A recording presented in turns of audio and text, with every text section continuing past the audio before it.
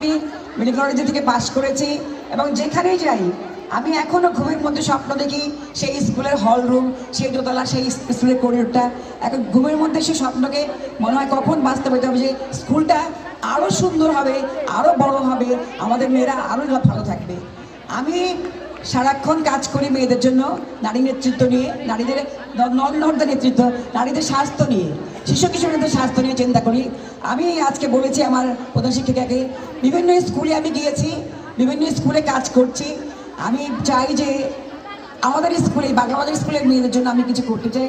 আমি আসবো এখানে কিশোরী স্বাস্থ্য নিয়ে এখানে কথা বলা। আমি চাই যে আমাদের স্কুলে, একটু আগে রঞ্জনা বলছিল যে বাথরুমে ঢুকেছিলাম ভালো না, আমরা কিন্তু সারা বাংলাদেশে চেষ্টা করছি যে স্কুলের মেয়েদের কিভাবে স্বাস্থ্য ভালো রাখা যায়। তার সবচেয়ে বড় যে জিনিসটা আমাদের আমি কিন্তু এখনো স্বপ্ন দেখি সেই লুচির মধ্যে তরকারি, স্কুলের টিফিনটা।